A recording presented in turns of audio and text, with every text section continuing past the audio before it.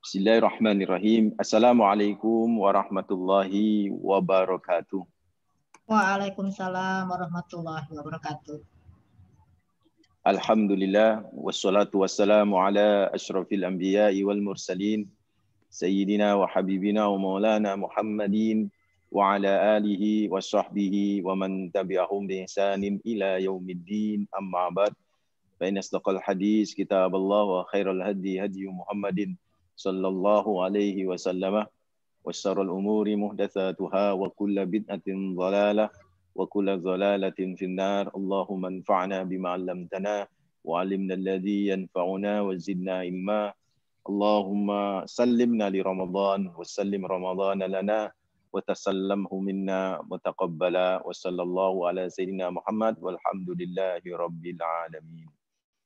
Ikhwatadin hafizahumullah, saudaraku, ibu-ibu, bapak-bapak, para dokter, hafizahumullah yang insyaallah selalu dijaga sama Allah Rabbul Alamin. Alhamdulillah, kita udah nyampe di Al-Hadisu Al-Khamis wal-Ishrun.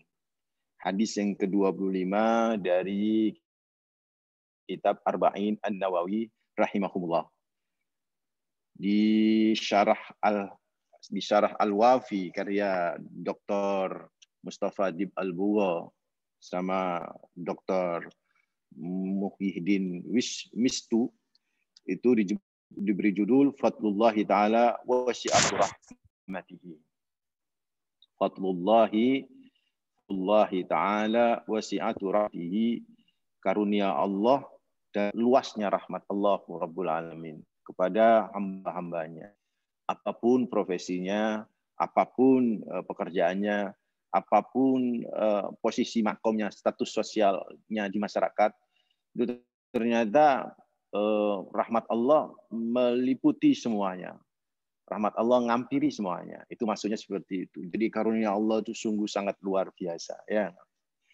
Kiai juga dapat rahmat Allah, santri juga dapat rahmat Allah, para ustadz dapat rahmat Allah, para dokter juga dapat rahmat Allah, kan begitu. Profesi apapun, dapatlah rahmat Allah. Disesuaikan dengan situasi dan kondisi kemampuan amal solehnya. Ini kurang lebih kajian kita coba bahas ini. Waqala al-muallif al-imam an-Nawawi rahimahullah bisanadin muttasil ilahi wa nafa'ana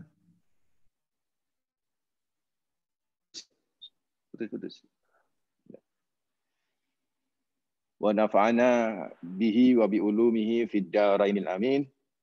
An Abi Dzarrin radhiyallahu anhu anna nasan min ashabi Rasulillah sallallahu alaihi wasallam qalu lin nabi sallallahu alaihi wasallam ya Rasulullah dhahaba ahli dzusur bil ujur yusalluna kama nusalli wa yasumuna kama tasumun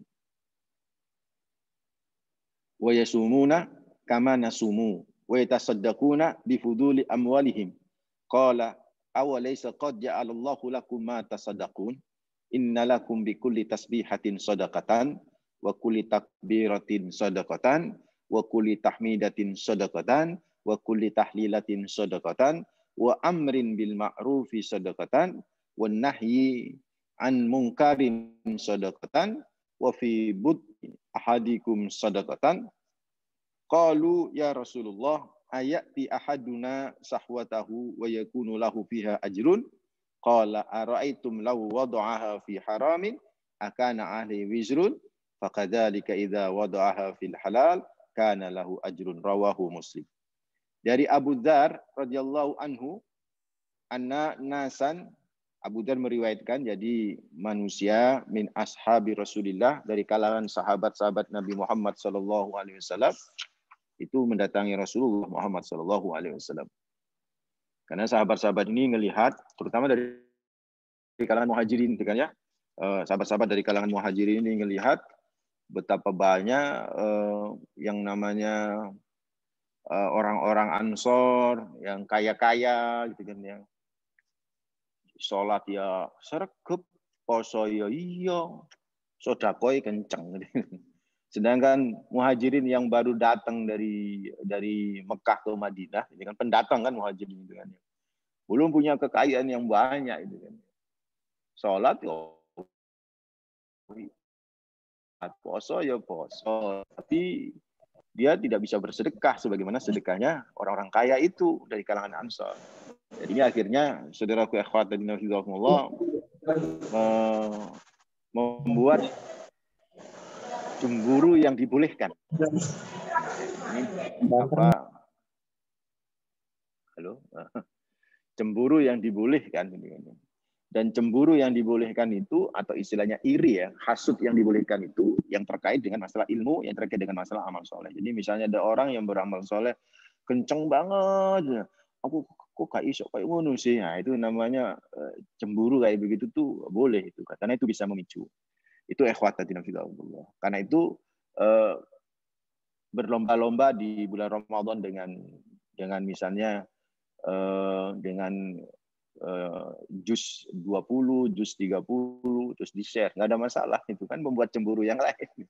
Cemburu yang dibolehkan ya, dalam arti hasud yang dibolehkan justru. Justru itu nanti saya akan jelasin betapa banyak para ulama-ulama memang seperti itu. Dan contohnya sahabat-sahabat juga begitu. Berarti kan ketika ada sahabat dari kalangan muhajirin yang miskin, yang fuqara, yang kemudian dia merasa kok kurang hebat ya dia. Sana bisa sholat, saya bisa sholat. Situ bisa puasa, saya juga bisa puasa. Tapi di situ bisa sodako dengan harta yang besar, saya nggak bisa. Gitu. Berarti kan sahabat-sahabat ini ngelihat gitu kan, yang namanya perlombaan amal soleh itu terjadi di kalangan para sahabat gitu kan ya. Dan itu sah-sah saja gitu kan, itu boleh-boleh saja gitu kan. Maka ibu-ibu, bapak-bapak ya di bulan Ramadan berlomba-lomba untuk berbuat kebajikan. Itu boleh-boleh saja. Kalau saya bisa, kenapa saya tidak bisa? Itu pikiran sahabat pada waktu itu seperti itu. Karena itu mereka merasa sesak hati karena kok nggak bisa ya saya beramal kayak mereka yang kaya-kaya itu. Kok nggak bisa ya saya beramal kayak mereka yang yang hebat gitu yang suki-suki dari kalangan Ansor atau Muhajirin yang juga sejak awal sudah kaya, sebelum datang juga sudah kaya. Kenapa saya nggak bisa seperti mereka ya bersedekah? Mereka sesek loh ya. Jadi mereka bukan sesek karena nggak punya duit terus iri sama mereka yang kaya punya duit. Bukan, seseknya karena dia nggak punya duit nggak bisa bersedekah gitu kan. Seseknya di situ dia. Nah, itu. Jadi kalau itu yang saya maksud hasud yang dibolehkan seperti itu ya. Itu seseknya karena memang nggak bisa sempat beramal soleh. Luar biasa kan begitu. Itu saudara. Makanya Abu Dar menceritakan ya. Abu Dar menceritakan. An-nasan dari kalangan muhajirin ya, yang al-fuqara, yang fakir-fakir itu min ashabi Rasulillah sallallahu alaihi wasallam, itu dari kalangan sahabat Nabi sudah tentu. Qalu itu bertanya ke Rasulullah. Ya Rasulullah, dhahaba ahlud dusur bil ujur. Ya Rasulullah, semuanya sudah diambil sama orang-orang kaya itu pahalanya. Itu bahasa kita begitu tuh, bahasa terjemahannya. Sudah habis ya pahalanya diambil, kan bahasanya kayak begitu, kayak bahasa apa ya? Bahasa kayak kecewa begitu kan. Ya sudah, kita nggak dapat apa-apa ini sudah ya Rasulullah.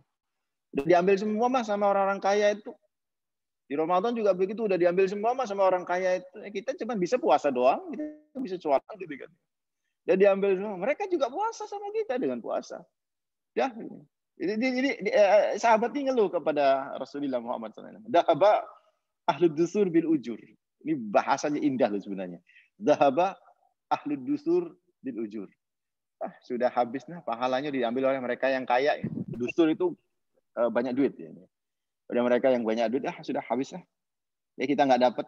Kata sahabat begitu. Yusallun kama nusalli. Mereka bisa sholat sebagaimana saya juga bisa sholat.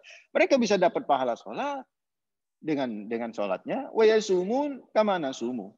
Mereka bisa dapat pahala puasa sebagaimana kita juga dapat pahala puasa. Wa yatasaddaqun bi fuduli amwalihim, tapi mereka bisa mendapatkan pahala bersedekah dari harta mereka yang berlimpah. Sedangkan kami tidak ya Rasulullah. Itu maksudnya.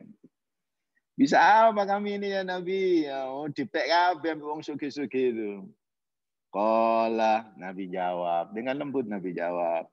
Awalaysa qad ja'alallahu lakum ma tasaddaqun? Awalaysa qad ja'alallahu lakum ma tasaddaqun?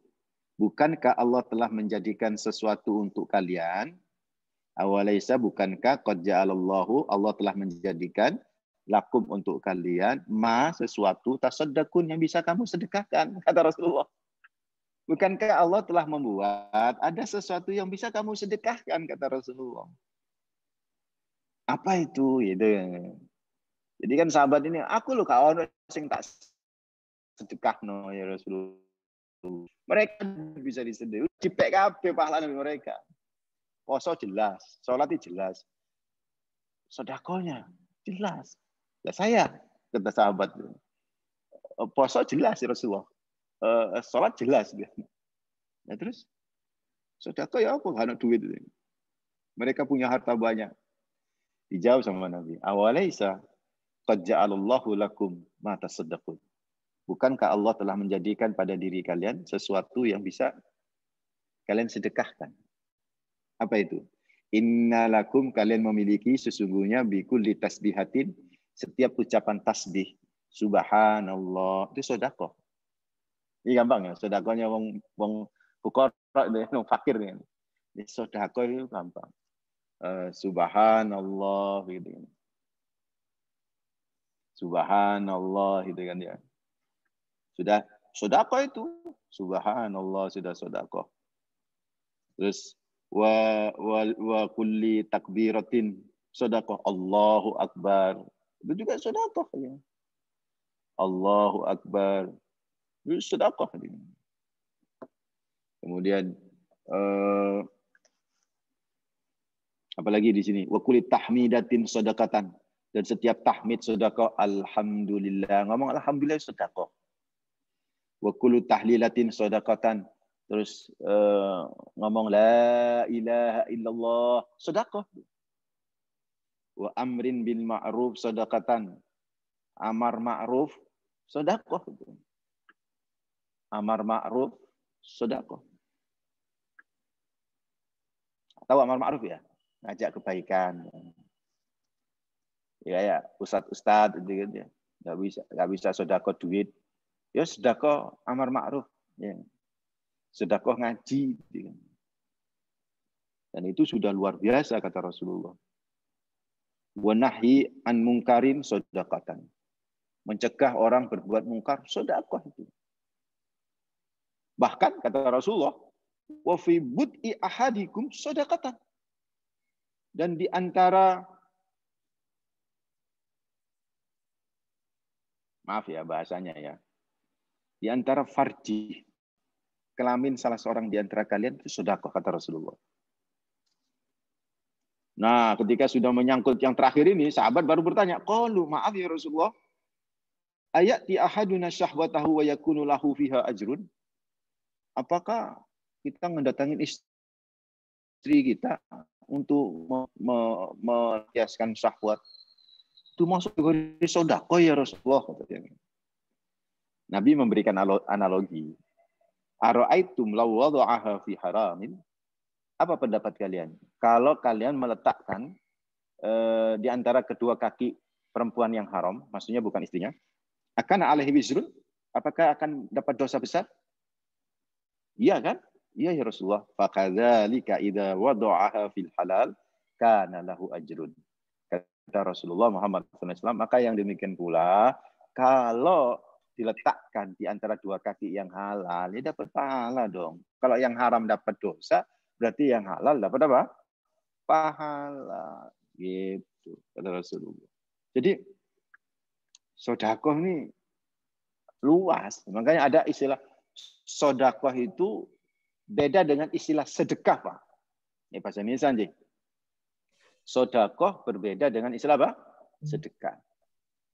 Nek sedekah itu sudah pasti pakai duit, pakai materi sedekah, ya kan? Tapi nek sedekah itu bisa macam-macam. Kullu ma'rufin sedekah dalam hadis yang lain. Semua kebajikan, semua amal soleh bisa menjadi sedekah. Bahkan noto sandali koncone pas waktu pengajian jadi sedekah. Gak melok ngaji sandal, noto parkiran di sodako. Noto Zoom koncone kayak ini, Mas Dr. Henry ini, sodako, gitu kan ya. Sodako. Jadi semua kebajikan itu sodako. Amar ma'ruf, berdakwah ke sana kemari itu sodako, gitu kan ya. Mencegah orang untuk tidak berbuat maksiat itu adalah sodako, gitu kan ya. Tangi-tangi kayak Mas Dokter Najib itu bangunkan wong sholat tahajud, sodako itu, amar ma'ruf itu, sodako itu, ya sodako.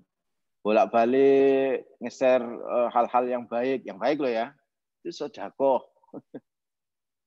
Jadi luas ya. Ini yang dimaksud fadlullahi ta'ala wasi'atu rahmatihi. Ini maksudnya kata Dr. Mustafa Dibelbuwo, luasnya Allah dalam memberikan karunia-Nya. Oke, apa yang bisa kita ambil dari hadis ini? Yang pertama, wa fi dzalika falyatanafasil mutanafisun. Surat Al-Mutaffifin ayat 26. Ini yang bisa kita ambil dari hadis ini. Kita gandengkan dengan Al-Mutaffifin ayat 26. Yaitu berlomba-lomba dalam kebaikan. Boleh, enggak apa-apa. Berlomba-lomba dalam kebaikan, boleh. Itu nyumbang piro? Nyumbang piro? Nyumbang 200. Aku 500. Wah, itu berlomba-lomba. Gitu. Kalau di kampung-kampung itu, Mas Dokter, itu kalau apa namanya sumbangan kampung itu golek list saya paling kecil. Jadi digolekin. Oke, 500 ono sing 200, ono sing 150, ono sing 50. Pilih sing 50. Nah, ini enggak untuk dokter-dokter ya. Mas-masku ini luar biasa lah. Insya Allah ya. Tapi ya kenyataannya begitu di kampung itu. Terutama ibu-ibu ya enggak ya. Ibu-ibu itu udah nyari list yang paling mendekati limit. Seharusnya tidak begitu. Seharusnya berlomba-lomba itu kan. Berlomba-lomba. Yuk, Rasulullah tuh kadang begini. Ada orang tiba-tiba miskin dengan apa? Kelihatan papa itu. Siapa yang mau bisa ngasih makan orang ini? Angkat tangan semua itu apa? Tapi ada yang lebih dulu itu. Saya Rasulullah. Ada dia gak kira-kira apa sehingga PDK saking kepinginnya mendapatkan kebaikan. Saya Rasulullah cepat dia mikir. Langsung diajak ke rumahnya sama sahabat ini. Ya saya kan dijamu kata Rasul, diajak. Di rumah malah nggak ada makanan, kecuali makan anaknya. Jadi tidak, segitu itu sahabat tuh. Akhirnya supaya kelihatan ikut makan, lampunya dimatiin. Jadi tamunya makan, dia ikut. Sebenarnya seolah-olah makan gitu kan. Kemudian setelah itu anaknya saking laparnya sampai tertidur itu kan dia. Pagi harinya Jibril ngasih tahu ke Rasulullah itu kan. Kamu melakukan itu ya? Iya. Allah tersenyum dengan perbuatanmu. Begitu tuh Masya Allah. Allah tersenyum dengan perbuatanmu. Jadi pura-pura apa? Anteni lampu petak, pura-pura makan supaya orang lain bisa makan. Waduh, luar biasa itu. Kalau di sebagian kita ada pura-pura tidak makan supaya orang lain nggak ikut nggak makan. Padahal kita bisa makan. Masya Allah. Nauzubillah min dzalik. Jadi berlomba-lomba, falyatanafasil mutanafisun. Di dalam surat apa itu? Al-Mutaffifin ayat 26. Wah, dianjurin banget tuh. Kita berlomba-lomba, Ibu, Pak, hafizakumullah ya. Kita berlomba-lomba, dianjurin banget tuh. Karena memang para sahabat itu nampaknya seperti itu. Orang-orang miskin itu, Pak, di kalangan sahabat itu ibadahnya lempeng ya. Delok wong sing sugih-sugih itu, ya padha lempeng ibadahnya, cemburu. Aku gak bisa kayak mereka. Sehingga akhirnya Rasulullah menyatakan, oh enggak, kamu punya yang bisa disedekahkan. Gitu. Kamu punya apa? Berzikir, tasbih, gitu kan, bertasbih, itu sedekah, takbir, ya, mengucapkan Allahu Akbar itu sedekah, mengucapin la ilaha illallah itu sedekah. Gitu. Jadi, Masya Allah, sedekah itu banyak caranya untuk kita. Gitu kan. Caranya itu banyak. Bahkan di situ disebutkan dakwah, itu sedekah. Sedekahnya seorang ustadz kepada masyarakat itu adalah dakwahnya. Sedekahnya seorang ulama kepada masyarakat itu dakwahnya. Seorang kiai kepada masyarakat itu sedekahnya, dakwahnya. Kuntum khaira ummatin ukhrijat linnasi ta'muruna bil ma'ruf wa tanhauna 'anil munkar wa tu'minuna billah. Bahkan dakwah ini kan perbuatan yang terbaik. Orang yang berdakwah itu adalah, saudaraku, kelompok umat yang terbaik. Kuntum khaira ummatin ukhrijat linnasi ta'muruna bil ma'ruf wa tanhauna 'anil munkar wa tu'minuna billah. Yang pertama itu adalah kalian adalah umat yang terbaik yang diekspos oleh Allah. Surat apa tadi itu? Yang saya baca Ali Imran 110 ya. Ali Imran 110.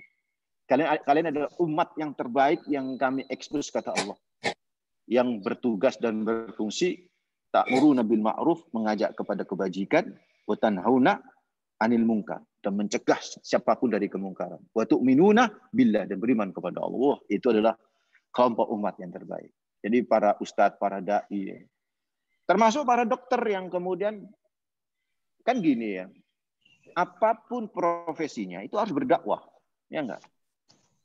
Apapun profesinya itu harus berdakwah.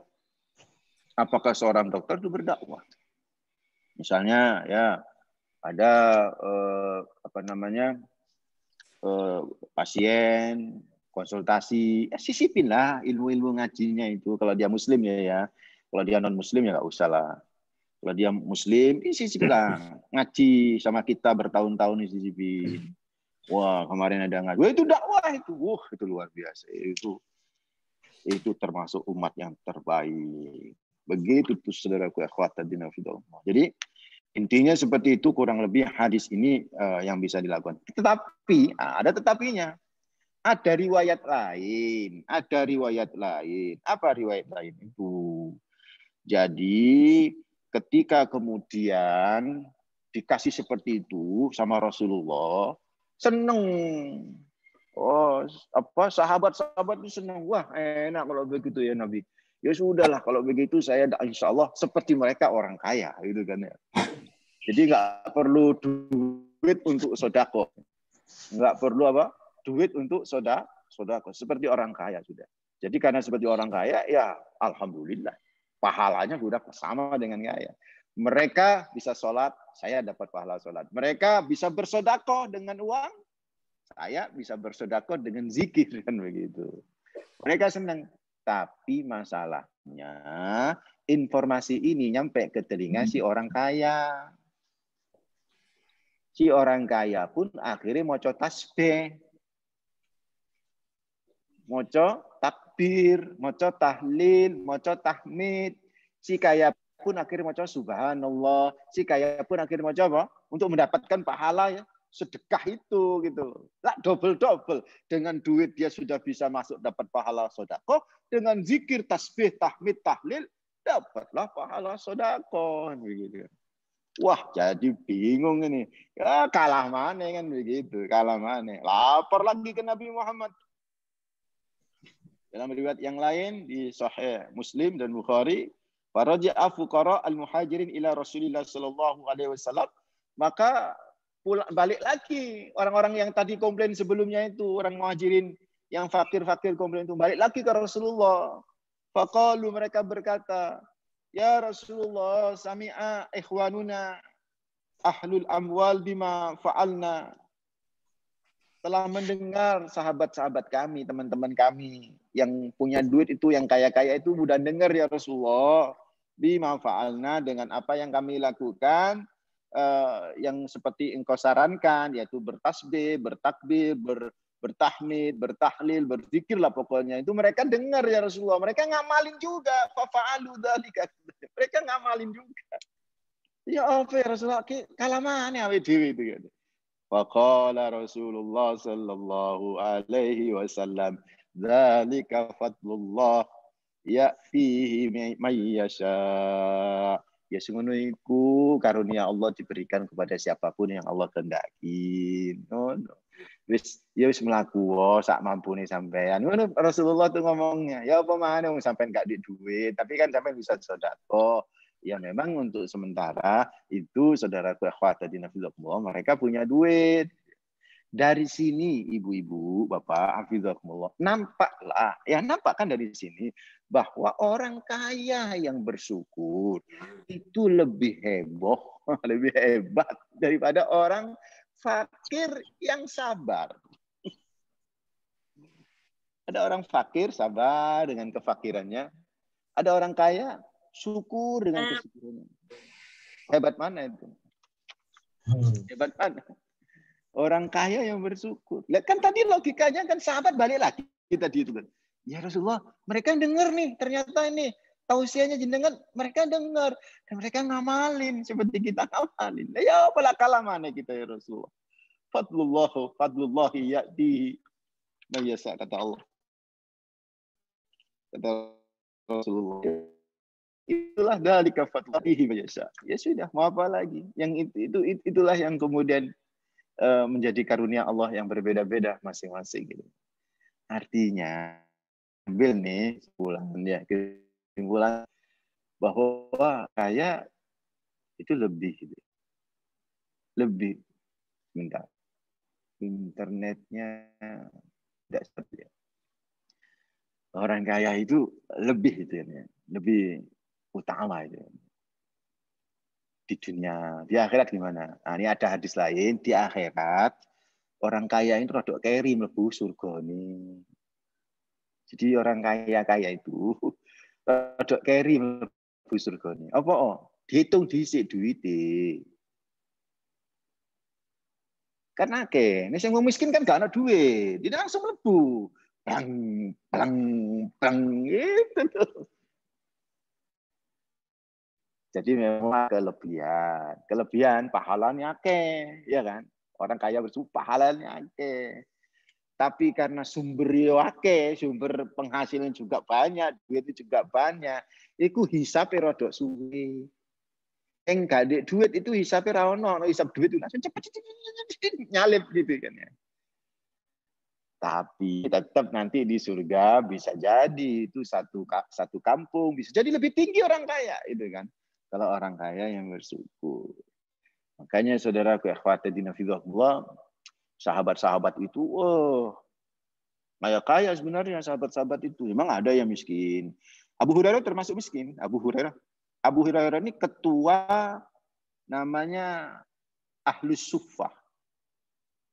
Jadi kalau saya itu kalau ke Madinah ya, Ibu, Pak, saya ini orangnya kan malas ngantri, terus juga malas royoan gitu. Kecuali saya bimbing jamaah, saya harus ngantriin jamaah, ya saya harus berkorban dengan perasaan itu, saya harus mengikhlaskan diri untuk ngantriin jamaah. Tapi kalau udah nafsi badannya sendiri-sendiri, saya lebih senang jadi ini saya gambarin ya. Ini bukan tulisnya nggak ada. Saya gambarin. Jadi ada raudhah. Nah, di belakang raudhah itu namanya adalah suffah, ahli suffah. Ahli suffah. Jadi ahli suffah itu, Pak, Ibu, itu adalah kelompok sekitar ada 80 sahabat yang sama Nabi. 80 sahabat ini nggak punya kerabat di Madinah, nggak punya rumah. Jadi nggak punya rumah. Nggak punya rumah. Nabi ditaruh di masjid, di emperan masjid, ya, di emperan masjid. Nama emperannya itu namanya Suffah. Mereka disebut Ahlus Suffah. Dipimpin oleh siapa? Oleh Abu Hurairah. Mereka ya makannya ya tergantung kelompok atau keluarga Madinah yang bersedekah. Mereka beribadah terus ngikut Nabi. Dia. Satu saat ada cerita Abu Hurairah itu lagi lapar gitu ya dia. Dia duduk aja di pinggir masjid itu, dia duduk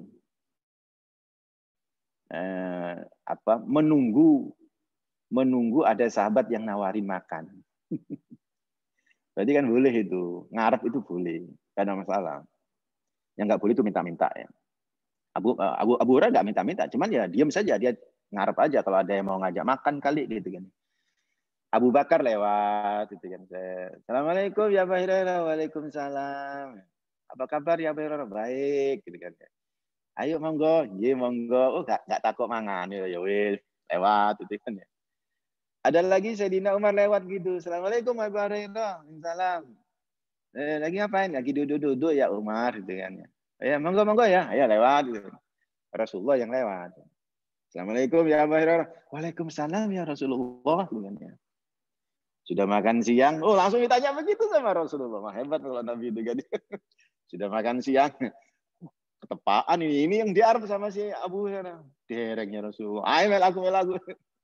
Padahal Rasul dewe goro-goro nek ana pangan apa ora. Hebatnya Nabi begitu tuh kan dia. Hebatnya Nabi itu. Goro-goro, goro ngerti nek nang omahe ana panganan. Akhirnya kemudian nyampe ke rumahnya Nabi, ada Sayyidah Aisyah radhiyallahu anha, istri beliau yang istriku ada makanan enggak ada ya Rasulullah. Cuman ada barusan ini satu gelas gerabah gitu kan, satu gelas susu kambing. Diantar tadi oleh sahabat. Oh ya alhamdulillah, langsung ngomong ke dia, ini rezekimu ya Abu Hurairah, ada satu gelas utuh minuman kambing gitu. Tapi ya Abu Hurairah, nek iso kabeh oleh celun kanca-kancamu. Ayo celun ben ngombe kabeh. Berapa orang Pak tadi Pak? Alu Sufa. Berapa orang? 80 orang. Celuk kabeh. Abu Hurairah itu sampai ngomongin dalam hati, ya Allah, sing oleh aku kok kanca-kancaku sing dapat itu. Ya akhirnya kumpul semua Pak. Kumpul semua. Nah, posisi Abu Hurairah ada di sebelah kiri. Ya kan? Yang lain sebelah kanan Rasulullah tuh ngelingkarin tuh. Ya. Langsung ketika itu gelas dikasih yang sebelah kanan. Begitu urutannya ya. Jadi sebelah kanan. Ayo diminum. Diminum. Gluk. Karena satu gelas itu ada 80. Orang minumnya sedikit-sedikit. Minum sedikit. Kata Rasulullah, israf. Coba minum lagi. Israf marah. Minum lagi. Minum lagi.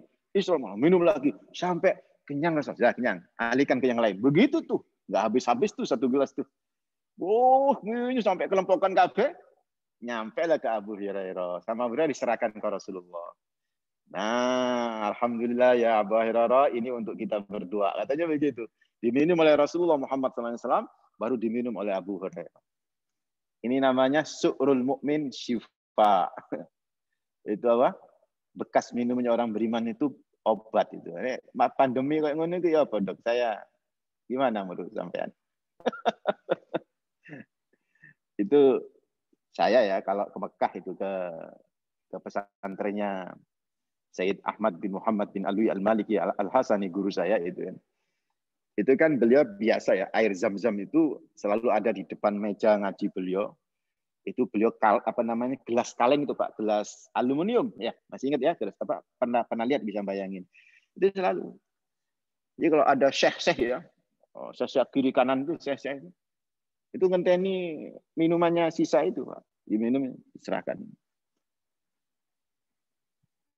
Begitu. Bukan dulu ya, sebelum pandemi ya, pas waktu offline, ini tahadusan binikmat saja. Saya kalau habis minum, itu santri-santri banyak yang nunggu. Itu memang biasa, pesantren itu begitu biasa. Tapi pandemi, nah itu yang jadi masalah. Tapi gimana ya? Keyakinan gitu kan ya. Dari sebuah hadis Nabi Muhammad SAW. Jadi ada sahabat-sahabat yang kayak begitu, sampai mangan pun kayak ngono, susah. Tapi ada sahabat kaya kayak Abdurrahman bin Auf. Abdurrahman itu ketika perang Tabuk, sedekahnya itu 200 uqiyah. 200 uqiyah. Satu uqiyah itu 37 gram emas. Satu uqiyah. Jadi kalau 200 berapa itu? Dok. Satu uqiyah 37 gram emas. Satu uqiyah. Beliau sedekah langsung 200 uqiyah emas. Saking akeh ini, sampai Sayyidina Umar yang ada di samping Nabi Muhammad itu ngomongin, ya Rasulullah coba tanyakan, masih ada kesisanya itu, si emasnya itu? Ditanya sama Rasulullah, ya Abdurrahman, masih ada sisa emasmu? Masih ya Rasulullah. Allah dan Rasulnya yang tersisa di rumah. Jadi entek. Tapi perhatikan, Ketika Abdurrahman bin Auf meninggal dunia, beliau meninggalkan harta cash flow tabungan sebesar 2.560.000 dinar. 1 dinar 4/4 gram emas. Ayo berapa? Kalau 1 dinar itu setara dengan 2 juta saja, itu dia sudah punya tabungan 4 triliun. Abdurrahman bin Auf. Oke dulu, oke. Ya ini yang dicemburuin oleh sahabat-sahabat yang miskin itu. Tapi kata sengono iku Allah sudah memberikan karunia masing-masing beda-beda. Yes, mereka yang kaya memang punya nilai lebih, value lebih di dunia. Ya kan? Dia bisa dengan hartanya membahagiakan orang. Perhatikan, Dok. Berzikir itu setara dengan sedekah itu. Tapi manfaatnya berzikir untuk pribadi. Kalau sedekah pakai duit, manfaatnya. Oh, banyak orang. Dengan uang jenengan betapa banyak orang bisa kenyang. Dengan uang jenengan betapa banyak orang bisa makan. Dengan uang jenengan betapa banyak orang bisa terentaskan kemiskinan. Manfaatnya lebar. Makanya mulianya lebih mulia orang yang al-ghani asy-syakir. Orang yang kaya yang mau bersyukur kepada Allah Azza wa Jalla Jalaluh. Begitu tuh, saudaraku ikhwatatina. Tapi di akhirat nanti paling suwe hisabnya. Jenengan-jenengan ini paling suwe hisabnya. Suwe gak mari-mari. Suwe. Gak ada duit ya. Tabungan ini, tabungan itu ya. Rumah ini, rumah itu. Dihitung apa ya Gusti Allah. Tapi tetaplah hisabnya Allah itu super cepat lah. Cuman dibanding dengan, jadi lama itu dibanding dengan kaum fukara yang soleh-soleh itu, orang miskin yang soleh-soleh itu cepat. Karena dia nggak punya amanat tentang masalah keuangan. Demikian saudaraku ikhwatatina fillah ya. Jadi intinya hadis ke-25 ini Ibu Bapak semuanya ada apa ya? Ada nilai dan kelebihannya masing-masing. Ya. Semua ada nilai dan keutamanya masing-masing. Tergantung bagaimana kita memanfaatkan nilai yang Allah anugerahkan kepada kita. Itu saja sebenarnya. Mudah-mudahan bermanfaat ya, Ibu Pak. Mudah-mudahan sedekah jenengan diterima sama Allah Azza wa Jalla Jalaluhu. Itu yang paling penting kan itu diterimanya. Orang banyak bersedekah tapi belum tentu diterima sama Allah ya. Yang paling penting diterima sama Allah Azza wa Jalla Jalaluhu. Zakat jenengan juga bisa diterima sama Allah Azza wa Jalla Jalaluhu gitu kan ya. Makanya saudaraku ikhwatatina fillah, mintalah berdoa kepada Allah, Rabbana taqabbal minna innaka antas samiul alim. Itu doanya siapa? Nabi Ibrahim.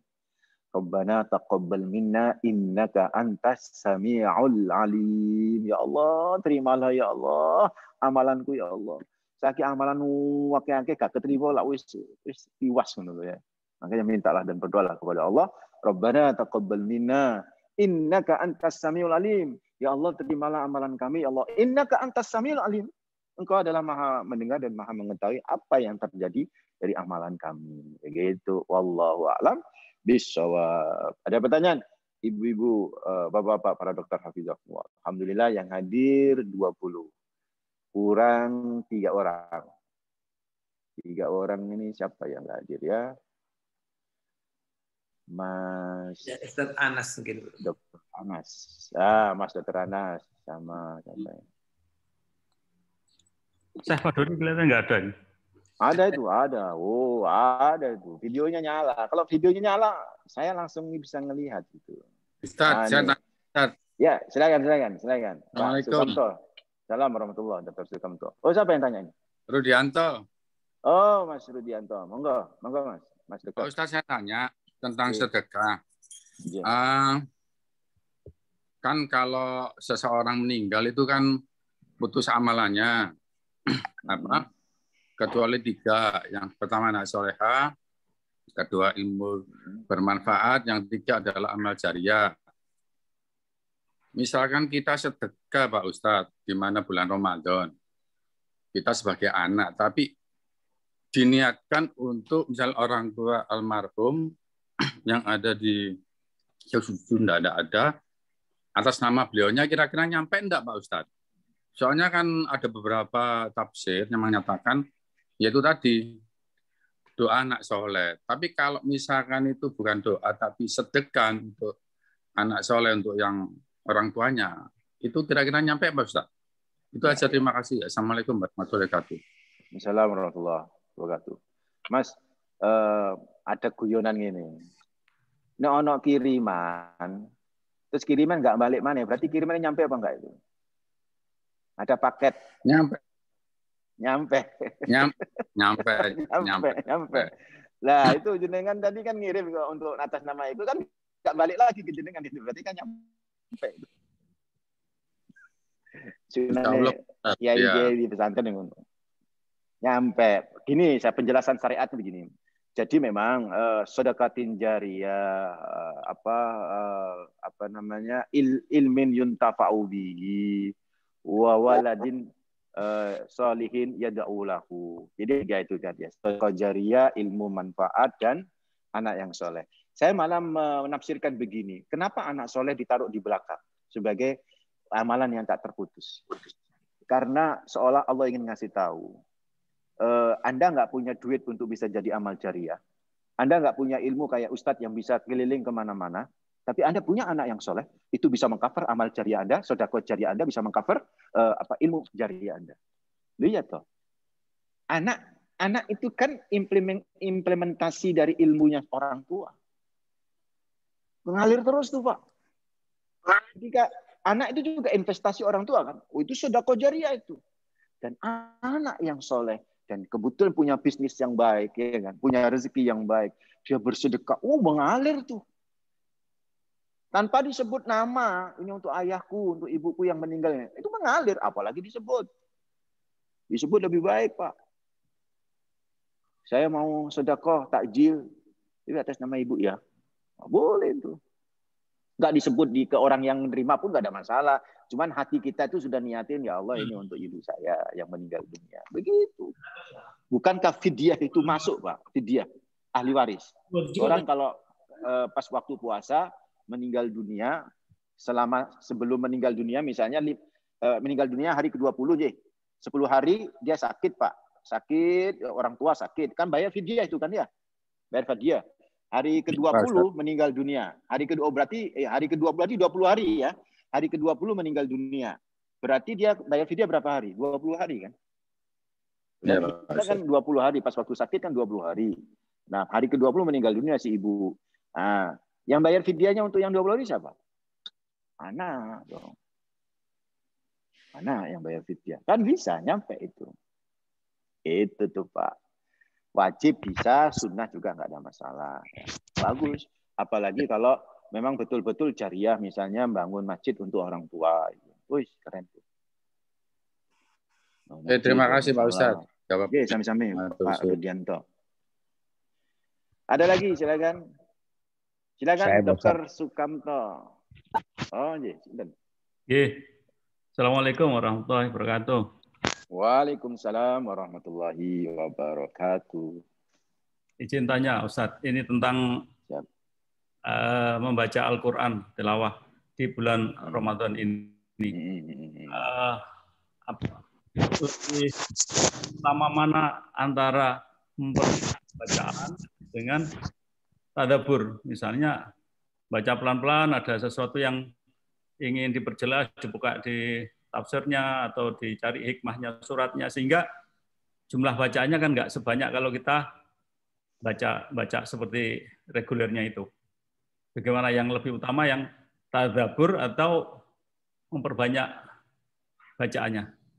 Demikian, jazakumullah khairan. Assalamualaikum. Waalaikumsalam warahmatullahi wabarakatuh. Jawaban saya seperti jawaban di semua media sosial yang sudah saya share. Lebih afdal tuh banyak membaca khusus untuk Ramadan. Khusus untuk Ramadan kita kejar untuk khatamannya. Untuk masalah tadabbur, udah dengerin channelnya Ustadz Junedi Sahal Tafsir itu, udah bisa tadabbur itu kan. Atau dengerin Ustadz yang lain ya kan, channelnya itu udah bisa tadabbur ya, sambil baca Quran sambil mendengerin, sambil baca Quran sambil dengerin. Nggak usah mentadabburi dengan sendiri gitu kan ya. Itu ada waktu lain. Artinya tidak salah kalau ada orang saya mau tadabbur, silakan. Cuman gerakan salafus soleh di bulan Ramadan itu lebih banyak kepada tadarusul Quran, lebih banyak kepada tilawatul Quran, lebih banyak kepada membaca Al-Quran. Adapun kemudian mengenai tadabbur, mendalami tafsirnya, itu ada waktu sendirilah. Insya Allah pasca Ramadan nanti bisa. Wallahu a'lam. Atau tadi itu ikut dengerin Ustadz saja. Kan nggak mungkin 24 jam kita ngaji terus ya. Kita cobalah. Kita bisa bagi waktu, bisa kok dok. Bisa kok bagi waktu ya. Misalnya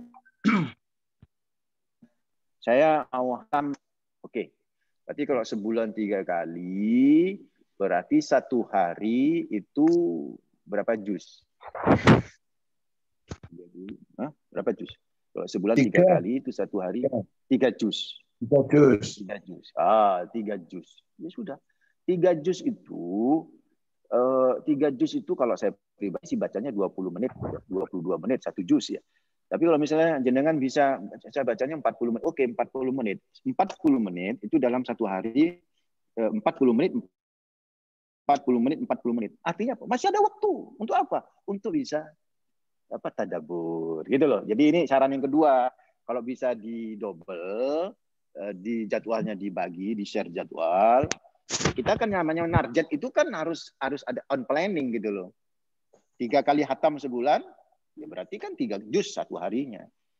Praktek jam berapa sampai jam berapa? Karena kan isak dah itu kan. Kecuali kan yang yang suka operasi-operasi itu kan ya wah, itu kan unpredictable ya kan ya.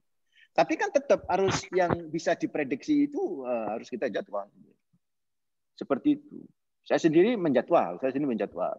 Habis subuh minimal saya harus 2 juz. Habis subuh minimal 2 juz. Tapi kalau kayak tadi Sabtu Minggu kan saya kuliah subuh offline. Itu sudah nggak bisa itu. Nggak bisa. Maka habis ngaji ini saya harus balas dendam gitu loh.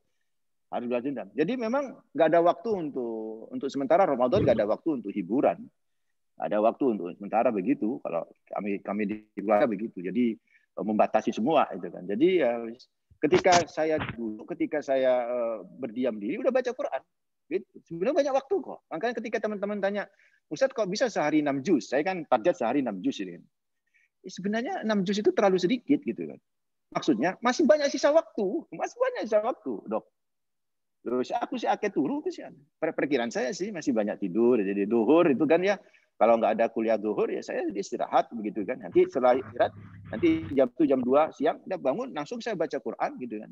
Banyak waktu itu sebenarnya. Jadi coba Mas Najib itu ya, Mas Dr. Najib yang ada di mana?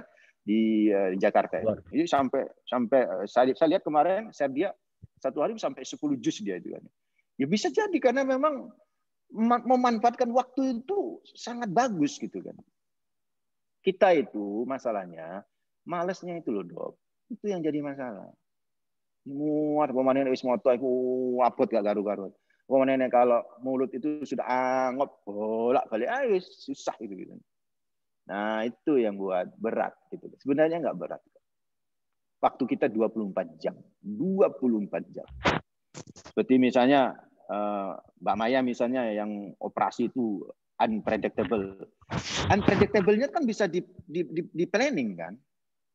Maksudnya saya begini, selama ini ritme dalam 1 hari unpredictable itu operasi wong lahirno itu kali kan bisa kira. Sehingga waktu luang itu kayak apa? Nah, itu yang bisa. Masalahnya Pak Ustadz, waktu luang itu waktu capek. Nah, itu yang jadi masalah. Ujian itu. Ya kan? Waktu luang itu waktu capek yang luar biasa itu. Itu yang boleh jadi problem. Itu ibu-ibu Pak ya. Begitu ya, Dokter Kamto ya, Mas Dokter Kamto. Kalau bisa di sharing jadwalnya, silakan lebih bagus. Kalau nggak bisa ya pilih salah satu. Tentang bacaan Ustaz. Bacaan itu kadang kalau punya waktu banyak itu kami baca dengan keras keluar memperbaiki makhraj dan tahsinnya itu. Kadang kalau mengejar target membaca seperti belajar berbisik gitu, hanya berbisik. Itu bisa 15 sampai 20 menit ya, 1 juz. Boleh. Kalau tahsin itu 30 menit biasanya. Itu kualitas membaca boleh yang seperti berbisik itu. Boleh, nggak ada masalah. Orang sahabat Nabi itu kalau baca seperti gemergeng tawon.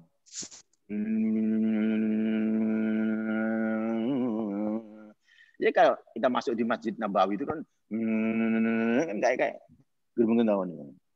Jadi boleh baca, tapi kalau memang belum sampai tingkat tahsin, memang lebih baik bacaan tahsinnya.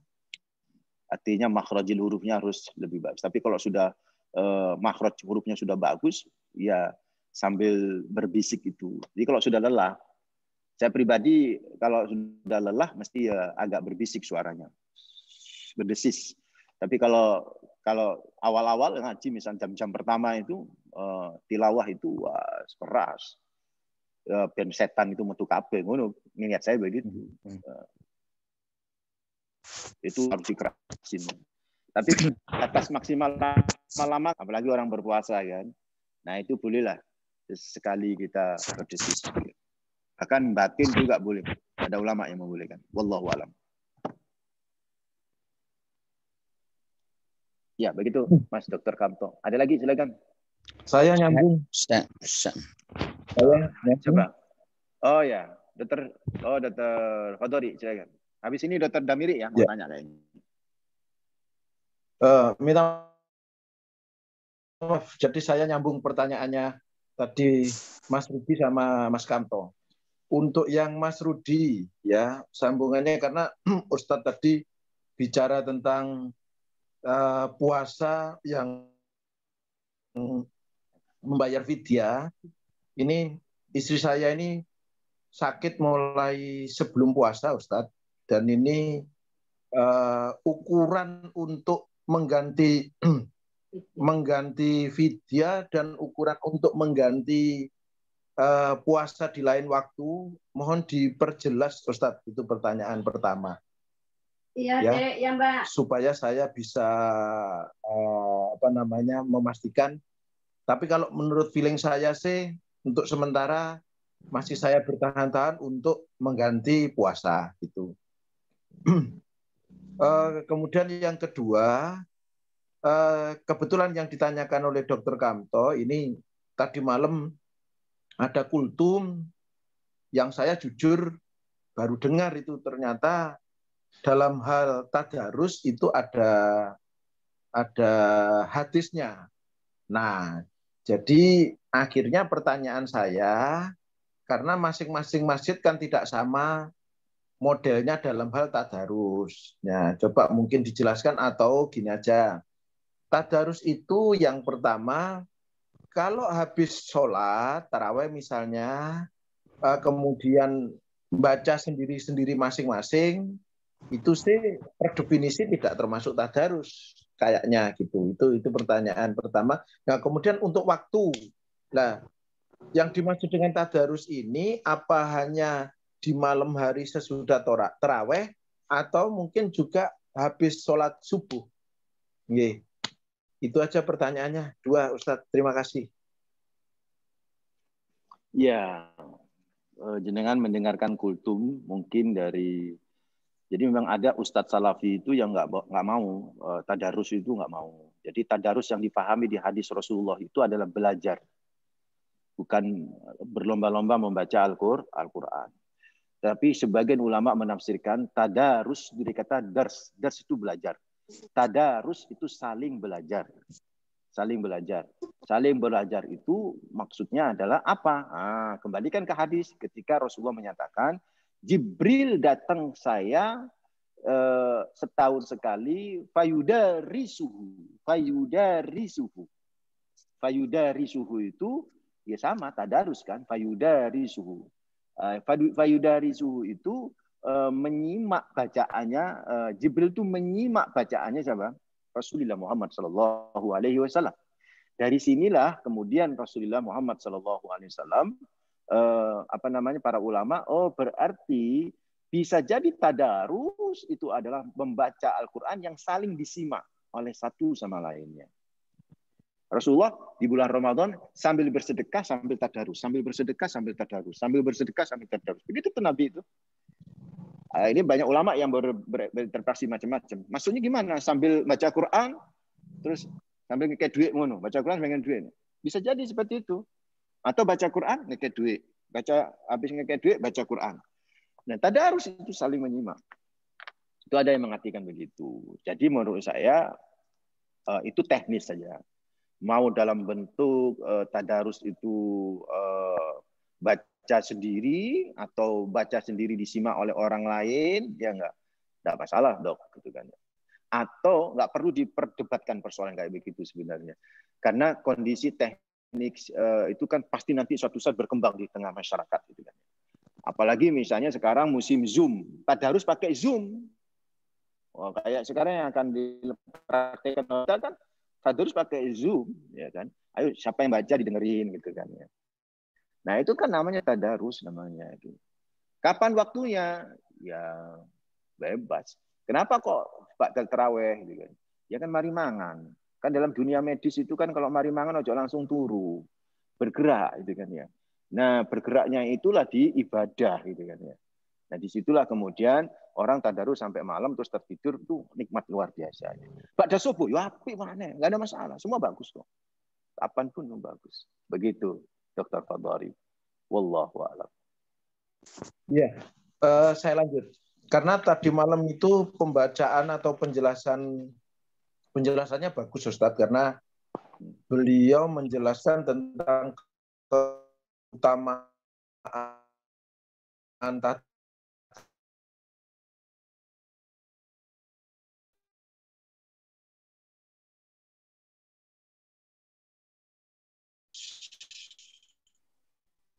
yang dimana ada keutamaan itu kalau enggak 3 atau 4 itu.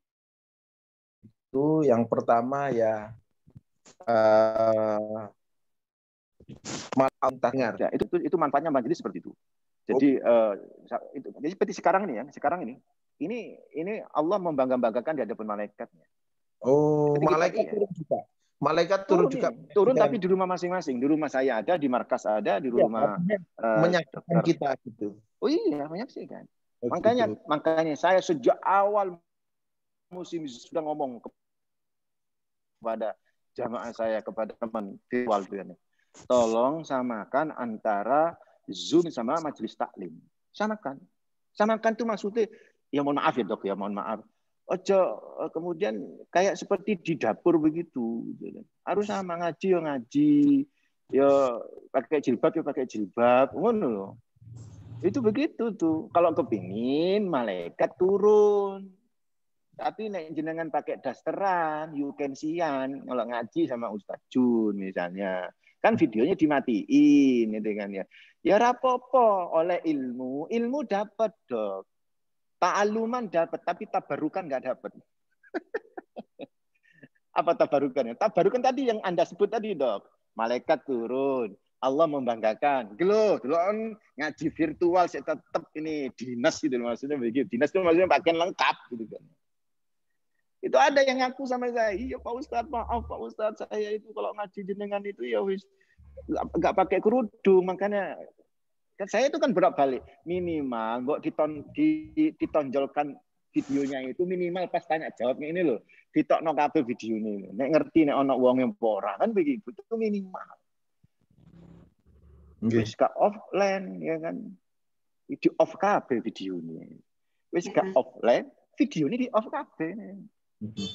Begitu, tapi ya enggak apa-apa kan pilihan orang seperti itu. Kayak Dr. Kamto ini Masya Allah pakai peci ini, kayak wong bener-bener ngaji itu, ngadep guru.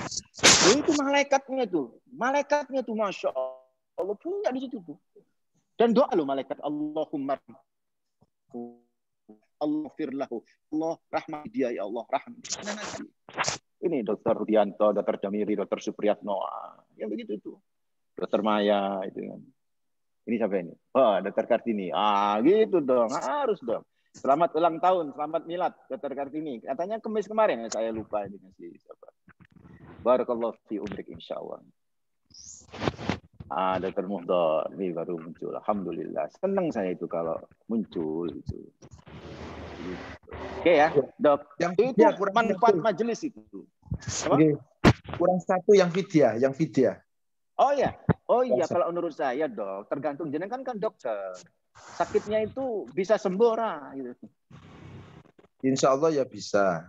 Oh ya kalau bisa sembuh ya bayar kodok dok. bayar kodok. Ya. Cicil aja enggak apa-apa dong. Tahun ini 10 bayarnya. Ngapunten kan sudah masih menstruasi toh? Ibu? Sudah tidak. Oh, sudah. Ya berarti kan ya enak kan, nggak double kan, nggak double utang toh. Tinggal kalau memang 3 sebulan nggak puasa karena sakit, dicicil nggak apa-apa. Setiap tahun nggak apa-apa. Loh Ustadz, utang tahun ini dibayar 2 tahunnya lagi nggak apa-apa. Tapi kalau madzhab Syafi'i nanti di plus didiah menai. Karena ya pemane nek 30 dino. Tapi dicicil setahun bisa kok sebenarnya. Wallahu a'lam. Nggih, Senin Kamis gitu kan. Gitu ya. Oke. Dr. Damiri, mau tanya nggak tadi? Dok, monggo. Assalamualaikum warahmatullahi wabarakatuh. Ustaz. Waalaikumsalam warahmatullahi wabarakatuh. Saya ingin menanyakan masalah zakat tempo kemarin itu, tapi ada kepikiran. Kepikirannya itu seperti masalah masalah emas. Di mana kalau sudah sampai nisab kita harus bayar setiap tahun. Nah, sementara ini pengertian saya tentang membayar zakat yang tiap tahun itu apabila diniagakan. Artinya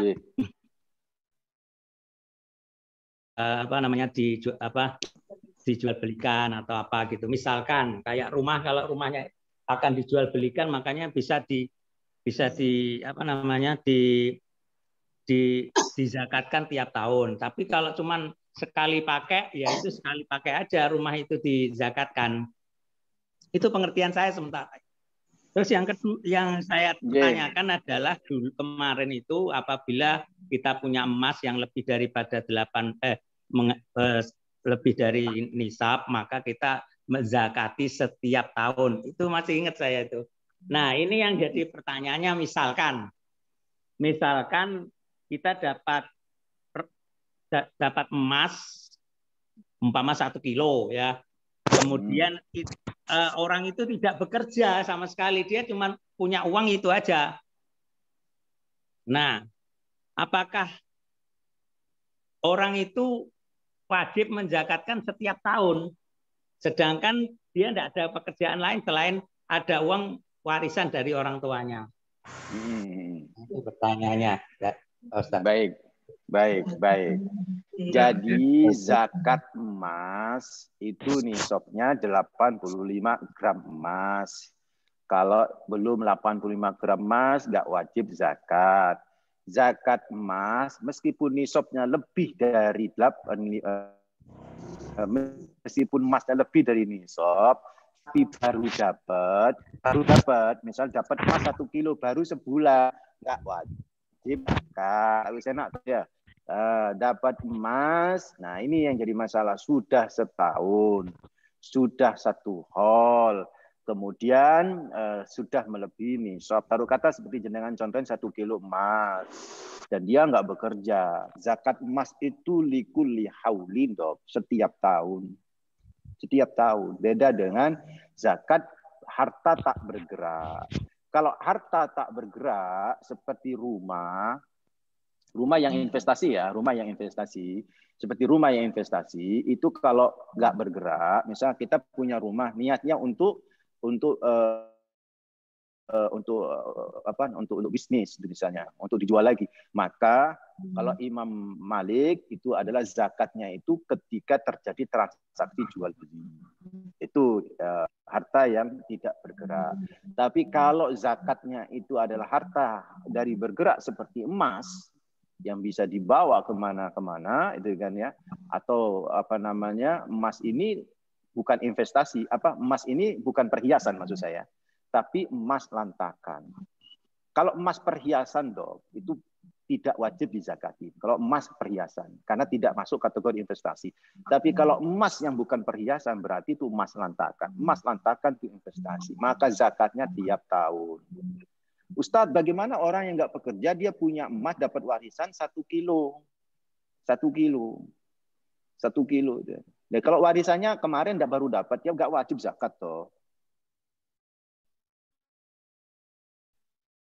Kalau setahun, emasnya masih ada sisa, taruh kata 900 kilo gitu kan ya. 900 gram misalnya gitu kan ya. Maka nanti pada tahun itu, udah 1 tahun kan, maka harus dizakati dari 900 gram itu. Ya pasti. Ya apa caranya Ustaz? Ya bisa dijual emasnya kemudian dizakati. Seperti itu. Maka kata Rasulullah, biar emasnya nggak berkurang, itu diputer itu apa? Dibuat bisnis. Begitu. Wallahu a'lam. Seperti itu sudah. Nggak ada berbeda pendapat di kalangan para ulama soal persoalan kayak begitu, Dok. Begitu. Wallahu a'lam. Ini saya tambahin lagi nih. Mungkin bagi kalangan, kalau emas itu, kalau bagi saya itu lebih rumit lagi kalau misalkan gini, emas yang diniagakan itu sekarang ini kan kayak ini toko-toko emas lah, toko-toko emas. Iya, betul. Emas itu mungkin dia tidak punya 1 kilo, 100 kilo. Nah, setelah itu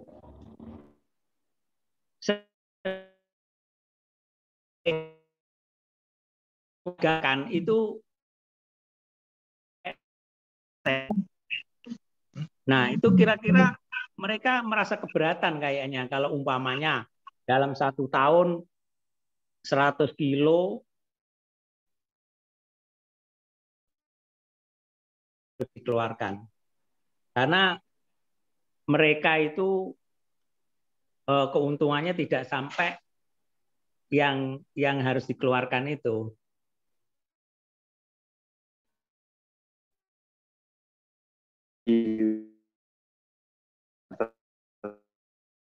Saat ini emasnya dipinjamkan supaya nggak kena zakat. Dan itu ngapunten dosa itu. Dosa ya? Iya.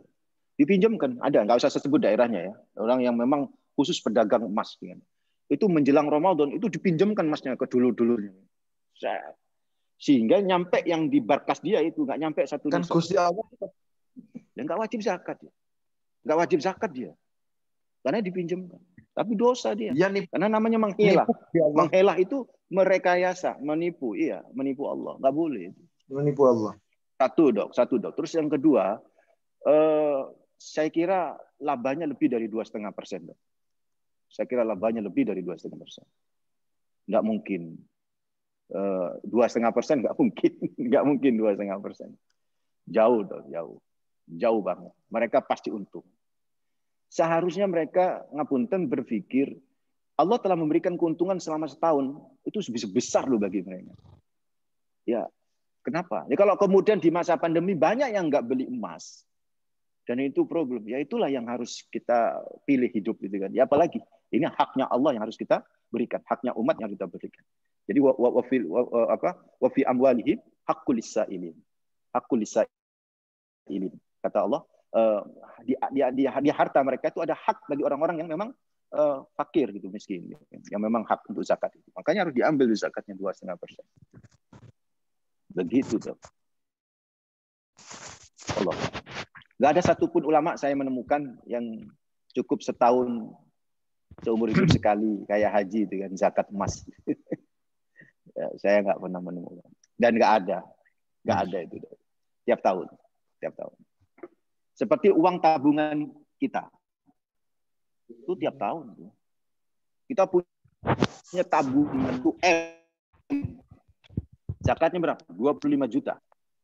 Ini tabungan Ustaz tuh masa depan. Iya, tapi tiap tahun harus kurangi 25 juta. Gitu. Gitu, saudara. Wallahu a'lam. Ayo, Ya, sama-sama.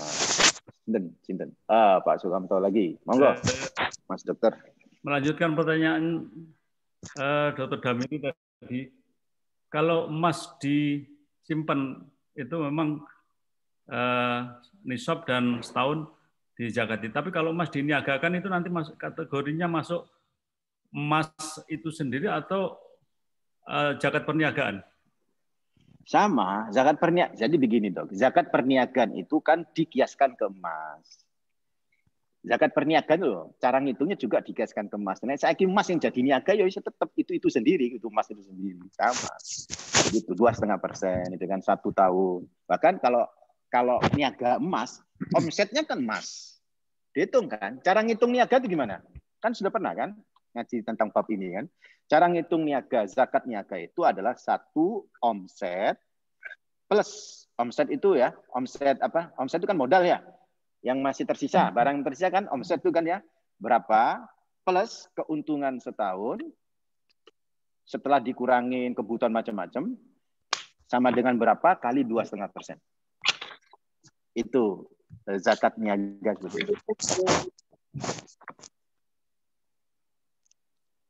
Oke, ada lagi. Ini mau sampai jam berapa? Ngaji tahsinnya ditunggu sama saya Pak Ustadz. ini. Ya, silakan, Pak. Ya, terima kasih, Pak Ustadz. Ini Pak Ustadz, tentang sedekah atau amalan dikerjakan pada waktu-waktu tertentu yang bagus, katakanlah hari Jumat atau hari puasa ini. Hari puasa ini pun juga bagus seperti 10 hari terakhir atau hari-hari ganjil misalkan. Yang kedua di tempat-tempat tertentu, misalkan di Mekah, Masjidil Haram, ya, betul. Sedekah atau amalan tertentu. Maksud saya apakah iya? Gimana dengan hari-hari biasa, Dok? Hari-hari biasa, Pak Ustadz. Seperti di hari Jumat atau hari apa gitu. Saya kira itu, Pak Ustadz. Makasih. Betul. Ya. Jadi itulah karunia Allahu Rabbul Alamin. Jadi ada hari-hari mulia, ada tempat-tempat mulia. Hari-hari mulia seperti Lailatul Qadar itu hari mulia. Ramadan itu hari mulia. Jumat itu hari mulia. Ya kan? Beramalnya itu dilipatkan. Dosanya pun nanti azabnya juga dilipatkan. Tempat seperti misalnya Masjidil Haram atau Masjid Nabawi itu juga mulia. Itu kan. Dari itu syariat yang telah menyatakan.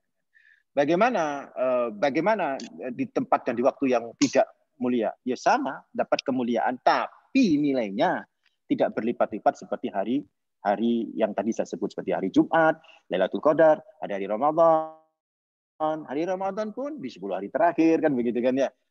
Itu Masya Allah luar biasa. Makanya ngaji kita ini Dr. Maya sama Dr. Hendy lagi di jalan ya. Ngaji kita ini pekan depan terakhir atau masih tanggal 9? Monggo. Kalau saya sih tanggal 9. Sampai pekan depan aja. Minggu sebelum Lebaran. Nggak dengar, Dok. Minggu sebelum Lebaran tanggal berapa ya? Halo? Tanggal 9. Ya, kurang 3 hari Lebaran. Ya. Sampai tanggal 9. Oke deh. Sampai tanggal 9. Baik. Begitu ya, Dok. Tadi saya bertanya, Dr. Suprayitno. Begitu. Ya. Kalau hari yang lain ya memang dapat kemuliaan, tapi nggak berlipat seperti hari-hari. Itulah kemuliaan yang Allah berikan ya. Ya. Terima kasih Ustaz. Assalamualaikum. Amin. Waalaikumsalam warahmatullahi wabarakatuh. Ini Ustaz, tadi yang hubungan dengan emas tadi kan zakatnya 2,5% tiap tahun gitu. Kalau misalnya kita nyimpen, misalnya berupa misalnya tanah gitu ya, kita berikan tanah ini. Kita untuk investasi nanti kan tiap tahun kan nanti harganya kan meningkat. Nah itu apakah ya tiap tahun juga harus zakat 2,5% kalau gitu? Nah, tadi kan sudah saya sebut ya.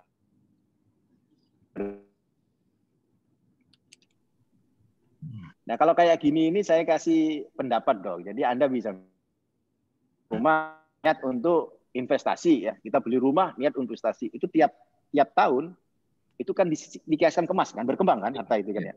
Maka tiap tahun itu seperti emas itu 2,5% dan 9%. Tapi kan berat, gitu kan ya. Ternyata ada pendapat Imam Malik. Kalau tanah model kayak begitu, investasi tanah kayak begitu, tuh boleh pas waktu indal aqdi. Jadi transaksi saja. Begitu dok. Sama dengan jual beli mobil, itu pas waktu transaksi saja. Itu lebih ringan. setiap hari.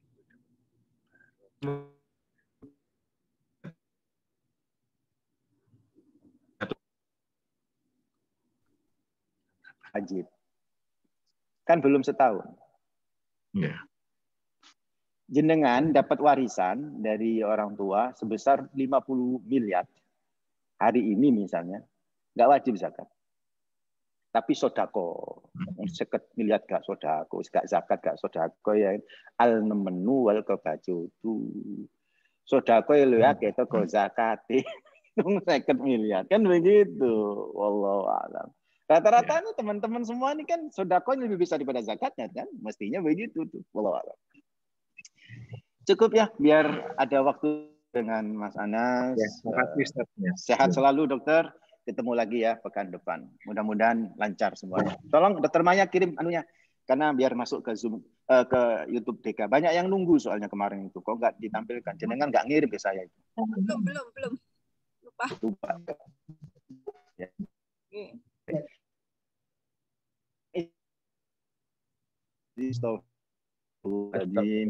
Subhanakallahumma bihamdik asyhadu an la ilaha illa anta astaghfiruka wa atubu ilaik. Monggo semuanya lanjut dengan Mas Anas ya. Saya undur diri. Terima kasih ke Dr. Haikal, Dr. Dianto, Dr. Sukamto, Dr. Kartini, Dr. Fadwari, Dr. Maya dan Dr. Henry, Dr. Damiri, Dr. Wiwin, Dr. Yunita, Dr. Suprayitno,